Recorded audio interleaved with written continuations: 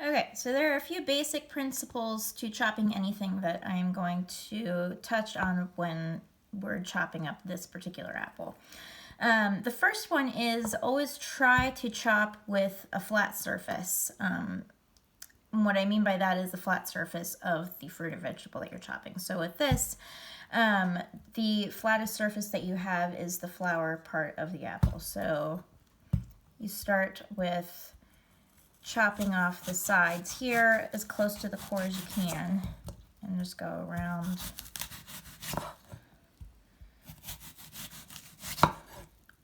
And get all the flesh off. Discard the core. And then I usually, if I don't want any of the peel, which a lot of people don't, I'll cut off the ends of the peel while I'm doing that.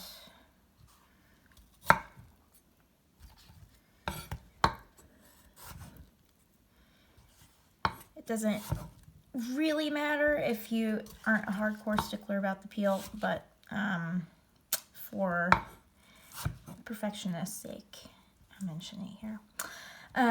Okay, so now you have a bunch of flat surfaces here, and that gives you a really good stable point to chop against now. So you take each of these, they're not really even quarters, but you know what I mean, and you take the chef knife. A lot of people, when they're first starting to cook, shy away from the chef knife because it looks big and scary, but this is the best knife that you can use for chopping fruits and vegetables in the kitchen. It gives you a lot of stability and control when you're chopping things in the kitchen, and it's very efficient, as long as you know how to use it.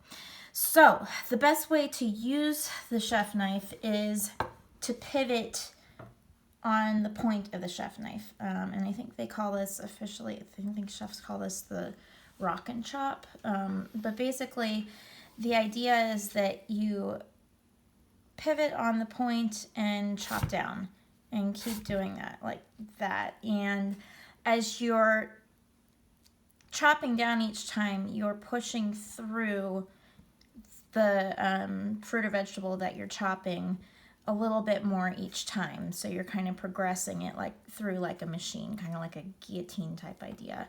If you can come around to this side so you can, yeah, there you go. Thanks, honey. It's all good. So, and then the other really important thing safety-wise is to hold the fruit or vegetable like a claw with your knuckles kind of facing the knife. If you hold it like that, you're a lot higher risk for cutting your fingers, and it's more dangerous. If you hold it like this, there's pretty low risk of you chopping yourself.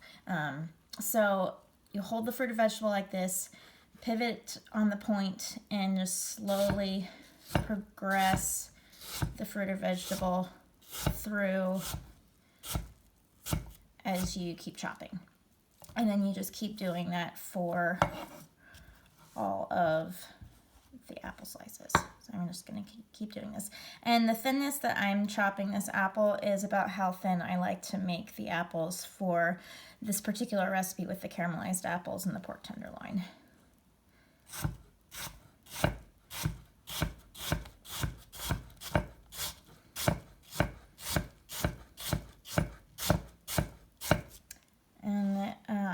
That's how fast you can get to doing it when you have the chef knife and you're pivoting against the point, once you get comfortable with it, and that's why I like using this knife. And we're done.